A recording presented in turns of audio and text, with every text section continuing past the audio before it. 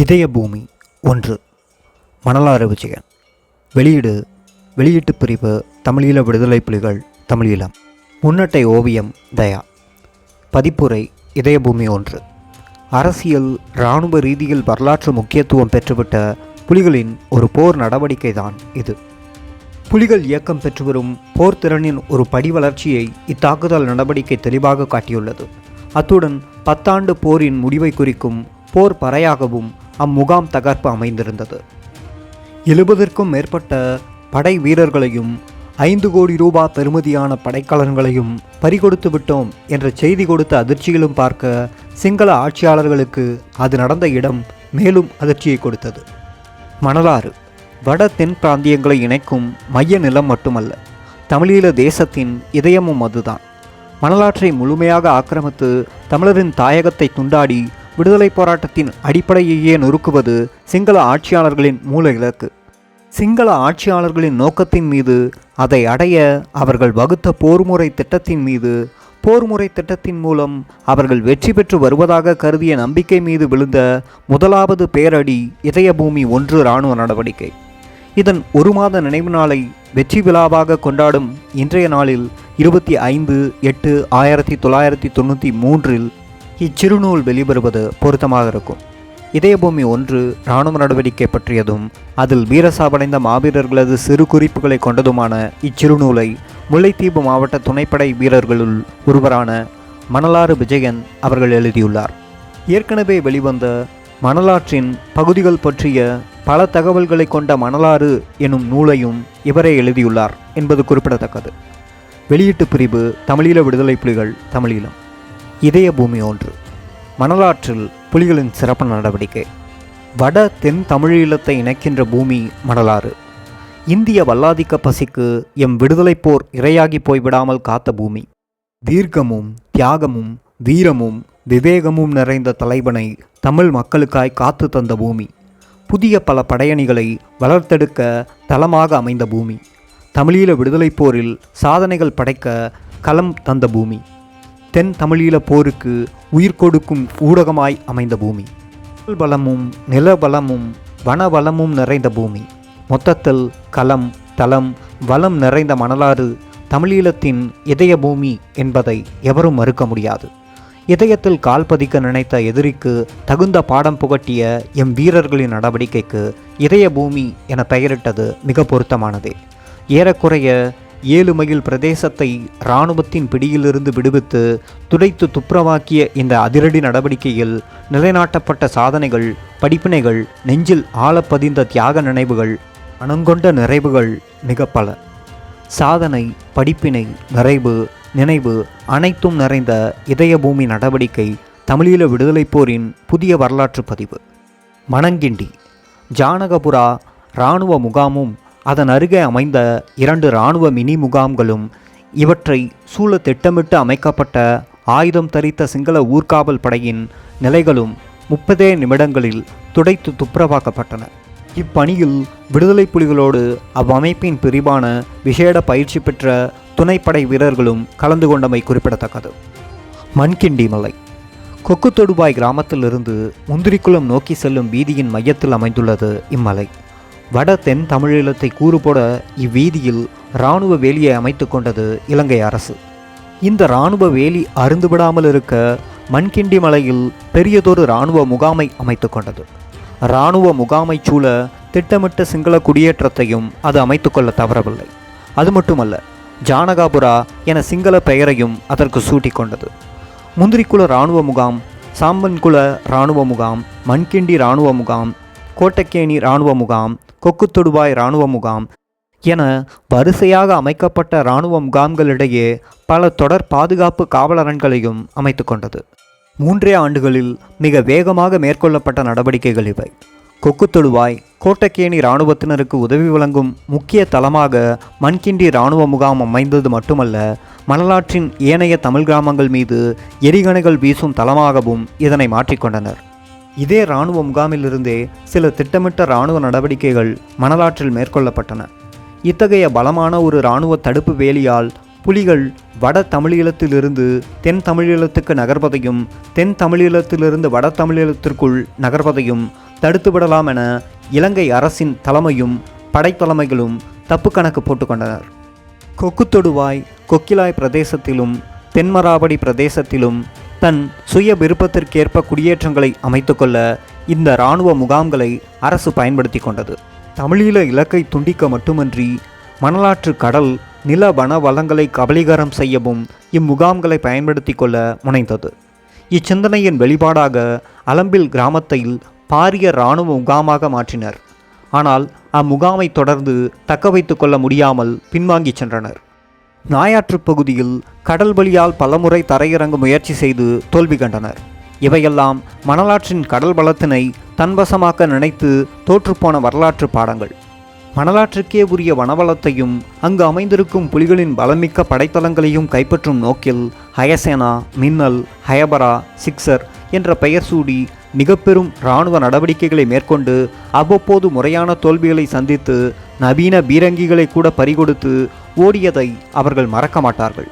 இவையெல்லாம் கடந்த காலத்தில் சிங்கள அரசின் தலைமையும் இராணுவ தலைமைகளும் கற்றுக்கொண்ட கசப்பான உண்மைகள்.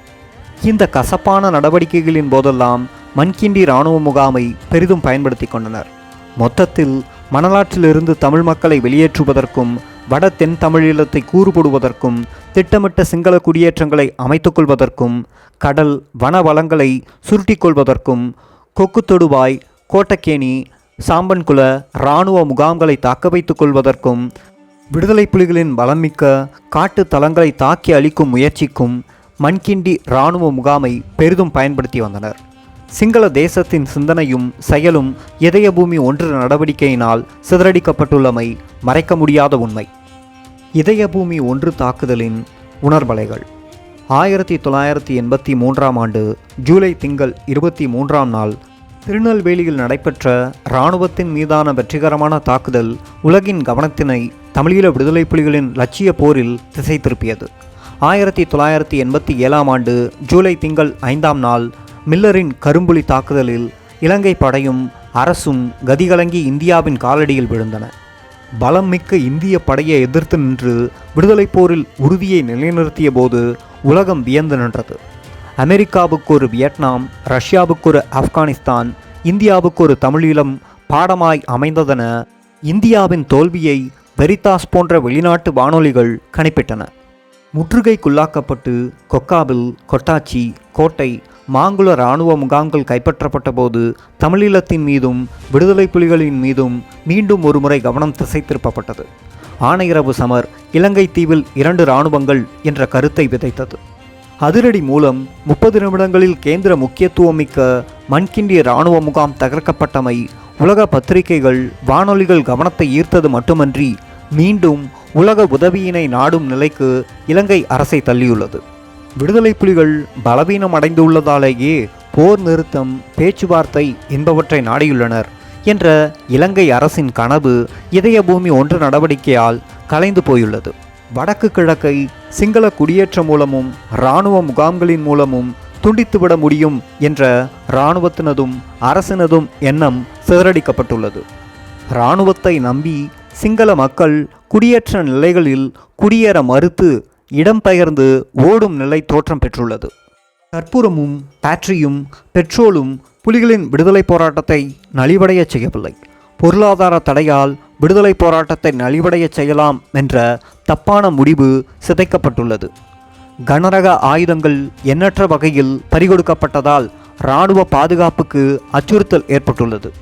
இராணுவ முகாம்களும் கனரக ஆயுதங்களின் பாதுகாப்பும் கேள்விக்குறியாகிவிட்டதுடன் கேலிக்குரியதாயும் அமைந்துவிட்டது. அரச தலைமை, கூட்டுப்படைத்தலைமை, இராணுவ தளபதிகளிடையே விசனங்களும் முரண்பாடுகளும் முளைபட்டுள்ளன. மணலாற்று காட்டில் மேற்கொள்ளப்பட்ட 7 இராணுவ நடவடிக்கைகளுக்கு மண்கிண்டி இராணுவ முகாம் கட்டளை தலைமையகமாக பயன்படுத்தப்பட்டது. அதனால் அனைத்து இராணுவ தளபதிகளும் கால் மிதித்த தளம் இத்தலமே சிதைக்கப்பட்டமை இராணுவ தளபதிகளினதும் சிப்பாய்களினதும் உறுதியை குலைத்துள்ளது.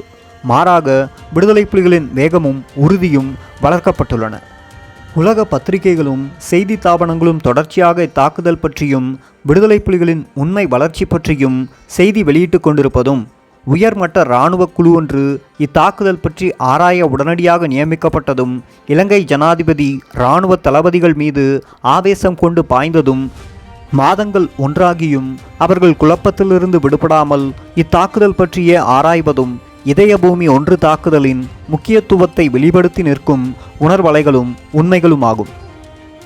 துணைப்படையின் 3 ஆண்டு வளர்ச்சியில் 1984ஆம் ஆண்டு மார்கழி திங்கள் 21ஆம் நாள் முல்லை மாவட்டத்தின் மணலாற்று பிரதேசத்தை தடை பிரதேசம் என சிங்கள அரசு பிரகடனம் செய்தது. அன்று வெளியேற்றப்பட்ட மக்கள் இன்று வரை மீள குடியேற்றப்படவில்லை. மாறாக சிங்கள மக்களை அப்பிரதேசத்தில் ஆயுததாரிகளாய் குடியமர்த்தி வருகின்றது. இடம்பெயர்ந்த தமிழர்களுக்கென வந்த வருகின்ற வெளிநாட்டு உதவிகளை இப்பிரதேசத்தில் குடியமர்த்திய சிங்கள மக்களுக்கு வழங்கி வருகின்றது. முல்லைப்பட்டின கிராமங்களின் மக்கள் முல்லைத்தீவு இராணுவ நடவடிக்கையின் போது வெளியேற்றப்பட்டனர். 3 ஆண்டுகளாகியும் அந்த மக்கள் நிலை பற்றி சிங்கள அரசு சிந்திக்கவில்லை. எதிர்மாறாக முல்லை மணலாற்று பிரதேசத்தில் மக்களின் வீடுகள், கல்விக்கூடங்கள், வழிபாட்டிடங்கள், மருத்துவமனைகள் என்பன வான்படை குண்டுவீச்சுக்கு இலக்காக்கப்பட்டன. தொடர்ச்சியாக இம்மண்ணின் மக்களுக்கு சிங்கள அரசால் இழைக்கப்பட்ட கொடுமைகளின் வெடிப்பே துணைப்படை. தம்மைத்தாமே காத்து தமது மண்ணில் சுதந்திரமாக வாழ 1990இன் ஆரம்பத்தில் தமிழீழ விடுதலை புலிகளின் துணை அமைப்பாக துணைப்படை தோற்றம் பெற்றது. முல்லை மணலாற்று பிரதேச கிராம மக்கள் அனைவரும் இப்படையணியில் இணைந்து கொண்டனர். ஒரு சில கிராமங்கள் தவிர்ந்த ஏனைய கிராம மக்கள் விடுதலை புலிகளின் துணையோடு அவர் தம் மண்ணில் மீண்டும் குடியமர்த்தப்பட்டனர். தம்மைத்தாமே தற்காத்து கொள்ளும் பயிற்சியோடு வேட்டை துப்பாக்கி அணியாக துணைப்படை எழுச்சி பெற்றது. 1991ஆம் ஆண்டின் நடுப்பகுதியில் துணைப்படை 2ஆம் கட்ட வளர்ச்சியை எட்டியது. விசேட பயிற்சி பெற்ற 303 ரக துப்பாக்கி SLR ரக துப்பாக்கி அணியாக மாற்றம் பெற்றது. 1993இன் ஆரம்ப காலம் வரை முல்லை மணலாற்று பிரதேசங்களில் சிங்கள இராணுவம் மேற்கொண்ட பாரிய நடவடிக்கைகளை விடுதலை புலிகள் முறியடித்த போது புலிகளின் தாக்குதல் அணிக்கு பல வழிகளில் துணை நின்றனர். இன்று வரை 3 துணைப்படை வீரர்கள் மாவீரர் துயிலும் இல்லத்தில் பூசிக்கப்படும் கல்லறைகளாயினர். 1993ஆம் ஆண்டு ஆனி மாதம் துணைப்படை 3ஆம் கட்ட வளர்ச்சியினை எட்டியது. பயிற்சியிலும் ஆயுத பயன்பாட்டிலும் மாறுபட்ட வளர்ச்சி நிலை கண்டது. விசேட அதிரடி பயிற்சி பெற்று கனரக இயந்திர துப்பாக்கி அணியாய் நிமிர்ந்து நின்றது. தமிழீழ மக்களின் மனதில் நம்பிக்கை ஒளி ஏற்படுத்தியதும் சிங்கள அரசையும் இராணுவ தளபதிகளையும் நிலைத்தடுமாற வைத்ததுமான இதயபூமி 1 என்னும் விடுதலை புலிகளின் சிறப்பு நடவடிக்கையில் முல்லை மாவட்ட துணைப்படை அணிகள் நேரடியாக களத்தில் நின்று உதவி புரிந்தன. விடுதலை போராட்ட வரலாற்றில் இது ஒரு புதிய திருப்பு முனையாகும். இது மட்டுமல்ல, மக்கள் தம் மண்ணை மீட்டுவிட முடியும் என்ற நம்பிக்கையின் தொடக்கமும் கூட. அன்று சென்ற ஆண்டுகளில் உயிரை பிச்சையென கையேந்தியும் உயிர் பறிக்கப்பட்டது. இன்று அந்நிலை மாறி, பகைவனே, உனது உயிரில் ஆசை இருந்தால் எங்கள் மண்ணில் கால் மிதிக்காதே என்ற நிலையில் முல்லை மாவட்ட மக்கள் களத்திலும் எல்லையிலும் ஆயுதத்துடன் சொந்த மண்ணை காத்து நிற்கின்றனர். கைதிகள் விடுதலை. இதயபூமி 1 நடவடிக்கையின் போது திசை மாறி திகைத்து தஞ்சமடைந்த சிங்கள மக்கள் 7 பேரை விடுதலை புலிகள் எந்த நிபந்தனையுமின்றி விடுதலை செய்தனர். தென்னிலங்கை பத்திரிகைகள் இவ்விடுதலை பற்றி ஆச்சரியத்தோடு கருத்து வெளியிட்டன. ஆனால் இதில் ஆச்சரியப்படுவதற்கு எதுவுமே இல்லை. ஏதுமறியாத ஏழை சிங்கள மக்களுக்கு ஆசை காட்டி தமிழர்கள் உங்களுக்கு எதிரானவர்கள் என்ற தவறான கருத்தை திணித்து ஆயுததாரிகளாய் மணலாற்றில் குடியேற்றியது இலங்கை அரசு. இனவாத அரசியல் வெற்றிக்கும் இனவழிப்பு இராணுவ முகாம்களின் பாதுகாப்பிற்கும் இவர்கள் கவசமாக்கப்பட்டார்கள். ஆயுதமேந்திய குடியேற்றவாசிகள் என்ற அடிப்படையில் புலிகள் இவர்களை கொன்று போட்டிருக்க முடியும். ஆனால் இதை ஏன் அவர்கள் செய்யவில்லை? கைதிகளாக இவர்களை ஏன் தடுத்து வைக்கவில்லை என்கின்ற உண்மைகளை அனைவரும் உணர வேண்டும். ஆசை காட்டி ஏமாற்றி கொண்டு வந்து குடியமர்த்தப்பட்டவர்கள் இவர்கள். அது மட்டுமின்றி தம் இராணுவத்தில் நம்பிக்கை இழந்து தம்மை கைவிட்டு ஓடிய அவர்களின் கோழைத்தனத்தை கண்டு இதுவரை தம்மை ஏமாற்றி குடியமர்த்தி வைத்திருந்த உண்மையை உணர்ந்து புலிகளிடம் தஞ்சமடைந்தவர்கள் இவர்கள். பொதுமக்களை கொல்வது புலிகளின் இலக்கல்ல. அது மட்டுமன்றி தஞ்சமடைந்தவர்களை காத்து கௌரவிப்பதுதான் தமிழனின் வீரப்பண்பு. சிங்கள மக்கள் எங்களின் எதிரிகள் அல்ல, அவர்களை என்றும் நாம் நேசிக்கின்றோம். இந்த கொள்கையின் நிலைப்பாட்டிலேயே நந்தசிரிகோஸ் தமயந்தி, நந்தசிரி தினசிங்கா, யதுலந்த சிங் கனி, சூரசேன விமலாபதி, சிந்தக ஜமதாகா, சாமான் ஆகிய 7 பேரும் விடுதலை செய்யப்பட்டனர். இந்த உண்மை நிலையினை சிங்கள மக்கள் உணர்வது மட்டுமல்ல, தென்னிலங்கை பத்திரிகைகளும் இக்கருத்தை மக்களுக்கு புரிய வைக்கும் வகையில் எழுத வேண்டும். இவ்7 பேரின் விடுதலை இவ்வுண்மையினையே சுட்டி நிற்கிறது. இதயபூமி 1 தாக்குதலின் வெற்றிக்கு உயிர் தந்த பதின்மர். மணலாறு அப்பிரதேசத்தில் வாழும் மக்களுக்கு மட்டும் சொந்தமல்ல, தமிழீழத்தின் எத்திசையில் இருப்பவர்களுக்கும் அந்த மண் சொந்த மண். எம் வீரகாவியத்தின் தலைவனை காத்து தந்த பூமி அது. இந்த உண்மை எமது வீரர்களின் மனதில் ஆழமாக பதிந்துள்ளதும், தலைவன் எமது மண்ணில் கொண்ட தளராத பற்றும் அவனது வளர்ப்புகளின் அயராத கடின பயிற்சியும் நிறைவாகும் வரை மறைவாக இருக்கும் விவேகமும் இதயபூமி நடவடிக்கையின் வெற்றிக்கு வழி சமைத்தவைகளாகும். இந்த வெற்றி வரலாற்றோடும் இதயத்தோடும் இதய பூமியோடும் இரண்டர கலந்து போனவர்கள்தான் லெப்டினன்ட் திருமலை நம்பி என்கின்ற பெர்னாண்டோ, லெப்டினன்ட் நக்கீரன் என்கின்ற செந்தூரன், லெப்டினன்ட் காந்தி என்கின்ற அழகப்பன், லெப்டினன்ட் விமலன் என்கின்ற வில்லவன், 2ஆம் lieutenant Pugalarasan, lieutenant Eelavendan, lieutenant Kuyilan, lieutenant Vasan, lieutenant Vikram, 2ஆம் லெப்டினன்ட் ஷியாமணி.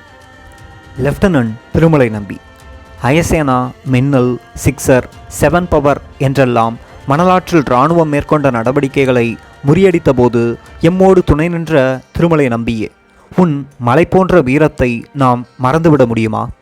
மணலாறு தமிழீழத்தின் இதயம் என்பதை உன் இதயத்தில் பதித்து செயற்புரிந்த வீரனே, நீ பிறந்த மண் கொழும்புத்துறையா மணலாரா என்று தடுமாற வைத்தவனே, உன் உணர்வுகளை உன் நினைவுகளை இலகுவில் அழித்துவிட முடியுமா?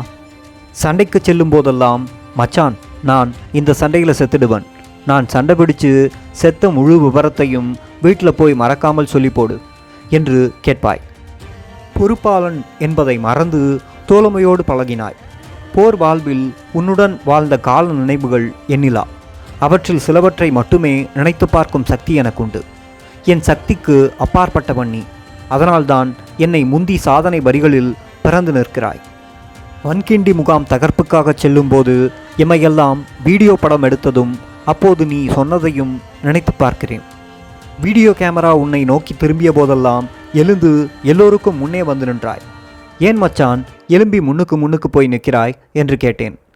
நான் இந்த சண்டையில் செத்தால் அண்ணன் என்னை அடிக்கடி போட்டு பாப்பாரில்ல என்று பதில் சொன்னாய்.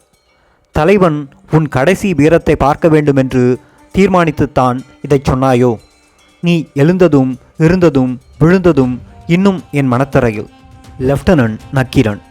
நக்கீரா, நீ பிறந்த பழுகாமத்துக்கு வலு ஏற்படக்கூடாதென நினைத்த மரவனே, கடைசி நிமிடம் வரை உனக்கிருந்த மனக்குறையை வரிகளாக்கி தமிழ் மக்களின் முன் வைக்கின்றேன். எல்லா தாய் தகப்பனும் வந்து தங்கட பிள்ளைகளை உயிரோட பார்த்துட்டு போயிட்டாங்க. அம்மா மட்டும் ஏன் இன்னும் வரவில்லை? நான் இந்த சண்டையில் செத்துட்டா பாடியை கூட பார்க்க வரமாட்டாவ மச்சான் என்று கடைசி நிமிடத்திலும் உன் மனதில் உறைந்து கிடந்த மனக்குறையை, ஏக்கத்தை வெளியிட்டாய். உன்னை உன் தாய் பார்க்க கொடுத்து வைக்காமல் போகலாம். ஆனால் உன் வீரத்தை கேட்டு நிச்சயம் கண்கலங்க நிறைவு கொண்டிருப்பாள். நக்கீரா, உனக்கு உன் தாயை காணவில்லை என்று குறை. ஆனால் நாமெல்லாம் உன்னில்தானே எம் தாயை கண்டோம். உன் செயலில்தானே எம் தாயின் அன்பை பெற்றோம். நாம் காயப்பட்டு இருந்தபோது, நோயுற்று இருந்தபோது அருவருப்பின்றி காயம் கழுவியது, கருணையோடு பராமரித்தது, இதைவிட உலகத்தில் உயர்ந்த பணி என்ன உண்டு? தாயிடம்தான் தூய அன்பை பெற முடியும் என நினைத்த எமக்கு ஒரு போராளியிடமும் அதை பெற முடியும் என்பதை உணர்த்திவிட்டாய். தாயை வென்றுவிட்டாய். தலைவன் சரியாகத்தான் வளர்த்தார் என்பதை நிலைநிறுத்திவிட்டாய். மின்னல் தாக்குதலில் காயமுற்ற நூற்றுக்கணக்கான போராளிகளுக்கு ஓடி நீ செய்த மருத்துவ பணி சாதாரணமானதா? எழுத்தில் வடிக்கக்கூடியதா? சொல்லி முடிக்கக்கூடியதா? நக்கீரா, மற்றவர்கள் உன்னை பேசிய போதெல்லாம் மௌனமாக இருந்து பின் சிரித்து பேசுவாயே, அது எப்படி உன்னால் சாத்தியமானது? பொறுமையை உன்னிடமிருந்து தானே சிறிதளவாயினும் நான் கற்றுக்கொண்டேன். ஒரே ஒரு முறை நீ கோபமுற்றதையும் எவருடனும் பேசாது மௌனமாக இருந்ததையும் கண்டிருக்கின்றேன். 7 பவர் இராணுவ நடவடிக்கையை முறியடிக்கச் சென்ற படையணியில் இடம்பெற முடியாது போனபோது உனக்கு எவ்வளவு கோபம் வந்தது தெரியுமா? அன்றுதான் நீ நக்கீரனாய் நின்றாய். உன் ஈர நெஞ்சிலும் கனல் பறப்பதை அன்றுதான் கண்டேன். சண்டைக்கு செல்ல விடாததுதான் உனது கோபத்துக்கு காரணம். நியாயமான கோபம்தான். ஆனால் உன் பெரும் பணியொன்றினை கருதியே தளபதி உன்னை அக்களத்துக்கு அனுப்பவில்லை என்பதை அறிந்து கண்கலங்கி நின்ற நாளையும் நான் மறந்துவிடவில்லை. இதயபூமி தாக்குதல் நடவடிக்கைக்கான பயிற்சி நடந்து கொண்டிருந்த போது செத்து விழுவதாக நடித்ததும், விழுந்த உன்னை நான் தூக்கி சென்றதும், பின் பொத்தன நிலத்தில் போட்டதும் நிஜமாக மாறிவிடும் என்று நான் நினைக்கவில்லையடா. தாக்குதலுக்கு புறப்படும் போது என்ன நக்கீரென்ற முகம் வித்தியாசமாய் கிடக்கு, சாகப்போறான் போல கிடக்குது என்று நான் சொன்னது நிகழ்ந்ததும், ஒரு தாயை இழந்துவிட்டோம், உணர்கின்றோம். ஆனால் உன் உயிர் இதய பூமியை புனிதமாக்கிவிட்டது. அங்கே உன் குருதியால் பதிந்த புதிய வரலாற்று வரிகள். பெற்ற தாயும் இரத்தத்தில் உற்ற உறவினரும் பிறந்த பொன்னாட்டை விட்டு சென்றபோதும் தாயக மண்ணின் காற்று என் உடலை தழுவ வேண்டும். விழும் என் உடலில் பிறந்த பொன்னாடு புகழ் பெற வேண்டும். போகும் உயிரும் பாயும் குருதியும் வீசும் காற்றாய் முளைவிடும் தலையின் நீராய் மாற வேண்டும் என்று கருதி களம் புகுந்தவன் காந்தி. ஆற்றலுள்ள தலைவன் காலத்தில் மானத்தை நிலைநாட்டிவிட வேண்டுமென்று துடிப்போடு இதய பூமியில் கால் பதித்தான். கிடைத்தது சிறிதாயினும் கொடுத்துண்டு வாழ்வது தமிழன் பண்பு. தமிழ் இலக்கியங்களில் இதை படித்திருக்கின்றேன்.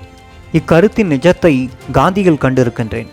சாப்பிட அமர்ந்தால் சூழ இருக்கும் தன் தோழர்களுக்கு ஒவ்வொரு பிடி கொடுக்காவிட்டால் இவனுக்கு சாப்பாடு இறங்காது. தனக்கு குறைவயிறாகி போய்விடுமே என்று ஒருபோதும் நினைத்திருக்க மாட்டான். பணிவும் இன்சொல்லும் காந்தியின் அணிகலன்கள். பேச்சில் இனிமை, செயலில் கனிவு நிறைந்த காந்தி களத்தில் தன் துணிவை காட்ட ஒருபோதும் பின்னின்றதில்லை. மணலாறு கண்ட களமெல்லாம் வீர விளையாட்டில் இறங்கியவன். இதயபூமி 1 தாக்குதலுக்கு செல்லும் முன் நல்ல கடற்குளிப்பொன்று குளிக்கணும் என சொல்லி நாயாற்று கடலில் குளிக்கச் சென்றோம். மச்சான், இது கடைசி குளிப்பாயிருக்கும் என்று நினைக்கிறேன் என்று குளித்து கொண்டிருக்கும் போது சொன்ன அவனது வார்த்தையில் எவ்வளவு தீர்க்க தரிசனம் இருந்தது. கடைசி நாள் சாப்பிட்டு கொண்டிருந்தோம். வழமை போல் காந்தியும் சாப்பிட அமர்ந்தான். அதுதான் அவன் எம்மோடு பகிர்ந்துண்ட கடைசி நாள். மச்சான், எல்லா மாவட்ட பொடியலும் இந்த சண்டைக்கு வந்திருக்கிறதால நாங்கள் எங்கட கடைசி பவர்னு சண்டையில் காட்டணும், மணலாற்றை பற்றி நிற்கிற புகழை நிலைநாட்ட போடணும் என்று சொல்லிய போது எவ்வளவு உறுதி இருந்தது. காந்தி நிச்சயம் சாந்தி கொண்டே கண்மூடியிருப்பான். 5 நிமிடத்தில் மண்கிண்டி பிரதான முகாமுக்கு முன் காப்பாயிருந்த மினி முகாமை தாக்கி அழித்து முன்னேறிய போது அந்த கடைசி நிமிடத்தில் பெருமையோடு உறங்கிய உன் விழிகள். விமலா, மன்னாரிலிருந்து வந்த நான் தோப்பூரிலிருந்து வந்த உன்னை மணலாற்று மண்ணில் சந்திக்கின்றேன். வடக்கிலிருந்து வந்த நானும் கிழக்கிலிருந்து வந்த நீயும் இதய பூமியில் இணைந்து வாழ்ந்த கால நினைவுகள் இனிமையானவை. ஆனால் இதயபூமி 1 தாக்குதல் நடவடிக்கையில் நீ பிரிந்தபோது துயரம் நிறைந்து துடிக்கின்றேன். விடுகின்ற ஒரு வரலாற்றில் உன் முடிவை எழுதி கொண்டதை நினைத்து பெருமையில் விம்மி புடைக்கின்றேன். ஆனாலும் என்னை விட்டு எப்படி உன்னால் புகழின் உச்சிக்கு செல்ல மனம் வந்தது. அதை நினைக்கும் போது உன் மீது பொறாமையும் ஏற்படுகின்றது. சிங்கள இராணுவ தளபதிகளை குழப்பி நிலைக்குலைய வைத்த இதயபூமி 1 நடவடிக்கையில் மரணித்த உன் வீர வரலாற்றை எம் தலைவன் புரட்டி பார்க்கிறான். நீ பாக்கியசாலி. அவர் நெஞ்சில் உயர்ந்து நிற்கும் அளவிற்கு சாதனை வீரனாகிவிட்டாய். நீ தோப்பூரில் பயிற்சி முடித்ததும், அங்கேயே களம்பல கண்டதும், விழுப்புண் சுமந்ததும், மணலாற்றுக்கு வந்த 1 மாத கால நடைப்பயணத்தில் துயர்கள் பலவற்றை சந்தித்ததும், மணலாற்று பாசறை வாழ்வில் தினமும் கதையாக சொன்னபோது கேட்டிருக்கின்றேன். மிக குறைந்த வயதில் விடுதலைக்கு உன்னை அர்ப்பணிக்க துணிந்ததை நினைத்து பெருமைப்படுகிறேன். மண்கிண்டி இராணுவ முகாம் தகர்ப்புக்கு சென்ற அன்றைய இரவு நீ ஆணித்தரமாக சொன்ன வார்த்தைகள் நெஞ்சில் நிற்கின்றன. இந்த இடத்தில் எங்கட எத்தனை பொடியலை பறிகொடுத்திருக்கிறோம், இந்த முகாமை அழிச்சு எங்கட கொடியினை இதில் பறக்க விடணும் என்று கூறி ஆக்ரோஷத்துடன் முகாமிற்குள் பாய்ந்து தாக்கினாய். அணியணியாய் எம் வீரர்கள் முகாமிற்குள் பாய்வதற்கு வழி சமைத்து கொடுத்தாய். நீ மண்கிண்டியின் உச்சியில் கொடி பறந்தது. மகிழ்ச்சியை பகிர்ந்து கொள்ள உன்னை தேடினேன். ஆனால் நீ மௌனமாக கிடந்தாய். உன்னை தூக்கி தோளில் சுமந்து லெப்டினன்ட் துரைக்கண்ணன் என்கின்ற விக்ரம். அரசியல் ஞானம், கலைஞானம், போர்த்திறன் என 3 திறமைகளும் ஒரு மனிதனிடம் குடியிருப்பது அரிது. எமது தலைவனிடத்தில் நிறைந்து கிடக்கின்றன இந்த திறமைகள். அவரது வளர்ப்புகளிடம் குறைவின்றி காணப்பட்டாலும் சிலரிடமே முழுமையாக கிடைக்கின்றன. துரைக்கண்ணனிடம் இந்த திறமைகளின் நிறைவை கண்டிருக்கின்றேன். சினம், கோபம், குரோதம் எப்படி என்பதை அறியாத பொறுமைசாலி. பொறுப்பாளன் என்பதை மனதிற்கொண்டு கண்டிப்புடன் நடந்து கொள்ளாமல் அன்பில் வழிபடுத்தும் பண்பாளன். தற்பெருமை தற்புகழ்ச்சிகளை விரும்பாத குணசீலன். சக தோழர்களுக்கு வித்தைகள் செய்து காட்டி மகிழ வைக்கும் வித்தகன். களங்களில் விழுப்புண் சுமந்த துணிவாளன். மைதானத்தில் இறங்கினால் போட்டியாளன் கலங்கும் விளையாட்டு வீரன். எடுத்த எடுப்பில் மேடையில் ஏறி நாடகமோ காவியத்தையோ வடித்து காட்டும் கலைஞன். சுருக்கமாகச் சொன்னால் துரைக்கண்ணன் ஒரு சகலகலா வல்லவன். துரைக்கண்ணனின் இந்த உயர்ந்த குணங்கள் போராளிகள் அனைவரையும் கவர்ந்தன. அவனை சுற்றி ஒரு கூட்டம் எப்போதுமே மொய்த்திருக்கும். விக்ரம் என்றால் வன்னியில் தெரியாத போராளிகள் இல்லை. போராட்ட வாழ்வில் அவனுடன் வாழ்ந்த நாட்களை நினைத்து பார்க்கிறேன். ஒவ்வொரு நாளுமே பசுமையாய் இனிமையாய் தெரிகின்றன. பாசறையில் அவன் இல்லாத கலைமண்டபம் வெறிச்சோடி கிடப்பதை பார்க்கிறேன். கண்மூடினால் கனவெல்லாம் அவனுடன் சேர்ந்து நாடகம் நடிக்கின்றேன்.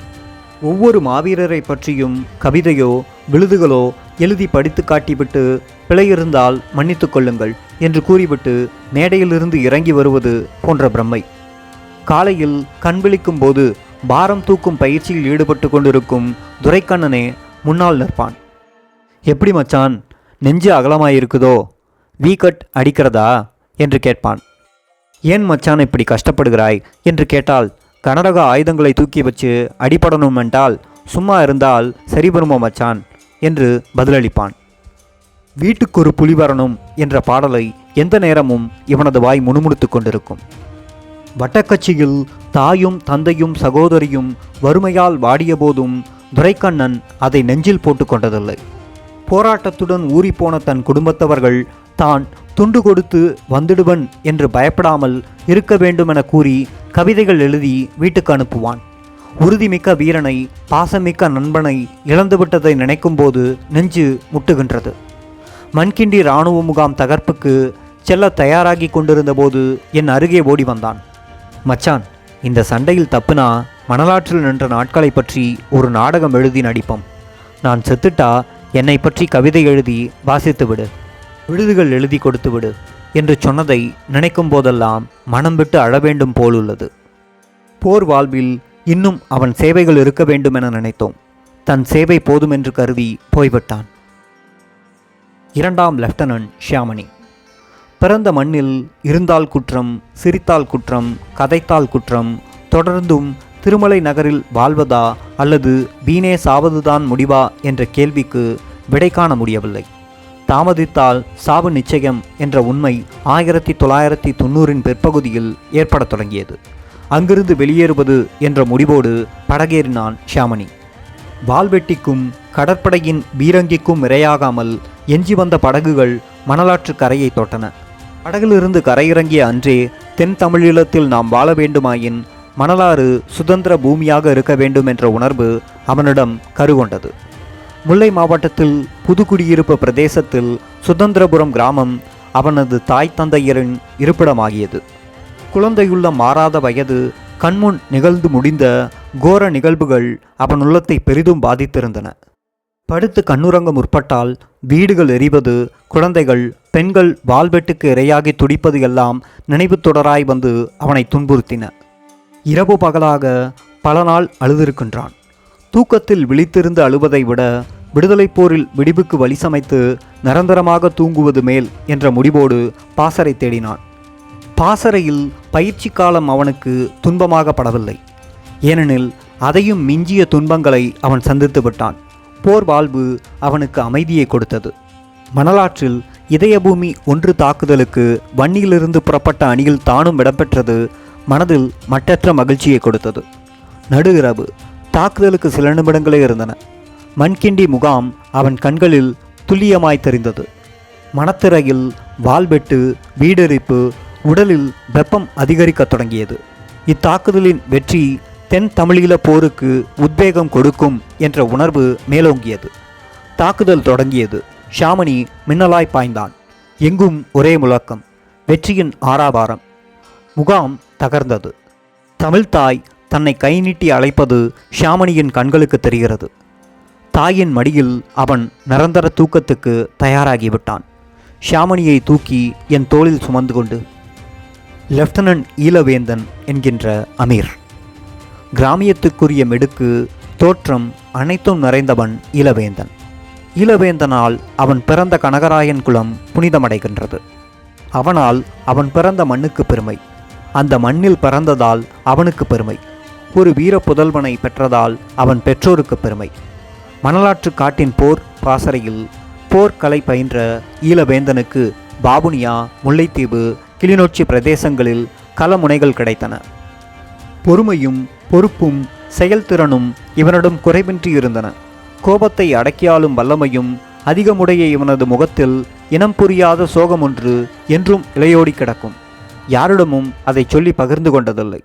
ஈழவேந்தன் சென்ற போர்க்களங்கள் பலவாக இருந்தாலும் வெற்றியை குவித்த களங்கள் சில உண்டு. அவற்றில் குறிப்பிடத்தக்கவை 1991ஆம் ஆண்டு மாசி திங்கள் முல்லைத்தீவு இராணுவ முகாமின் முன்னணி காவலரன்களை தாக்கி அழித்து 12 FNC, 3 மினி LMG துப்பாக்கிகள் உள்ளிட்ட பல ஆயுதங்களை கைப்பற்றியமை. 1992ஆம் ஆண்டு ஐப்பசி திங்களில் முல்லைத்தீவு இராணுவ முகாமின் மீது முக்கிய காப்பரன்களை தாக்கி 50 கேலிபர் துப்பாக்கி உள்ளிட்ட பல ஆயுதங்களை கைப்பற்றியமை. மாங்குள இராணுவ முகாம் தகர்ப்பு. மணலாற்றில் தலைவனின் காலடியில் பயிற்சி பெறும் வாய்ப்பு கிட்டிய போதே மணலாற்றின் முக்கியத்துவம் இவன் நெஞ்சில் பதிந்து கொண்டது. இதயபூமி 1 தாக்குதல் நடவடிக்கைக்கு வன்னியிலிருந்து புறப்பட்ட அணியில் இடம்பெற்ற போதே மணலாற்று பயிற்சிக்கால நினைவுகள் அவன் மனதில் நிழலாடத் தொடங்கின. அன்று மனதில் ஏற்பட்டிருந்த மகிழ்ச்சியால் தன் மனதில் உறைந்து கிடந்த சோகத்தையும் வாய்விட்டு கூறினான். வீட்டில் சரியான கஷ்டம் வச்சான். இந்த சண்டையில் பெரிய சாதனையை நிலைநாட்டணும்.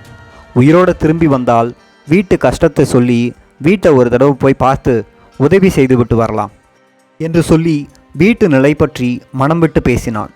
அவன் சொல்லியபடியே சண்டையில் சாதனை நிலைநாட்டினான். ஆனால் வீட்டுக்கு போகும் முன் நாட்டுக்காய் விடைபெற்று கொண்டான். லெப்டினன்ட் குயிலன் யாழ் மண்ணிலிருந்து மணலாற்றுக்கு வந்தபோது மணலாற்று காடுகளும் பறவைகளும் குயிலனுக்கு புதிய அனுபவங்களாயின.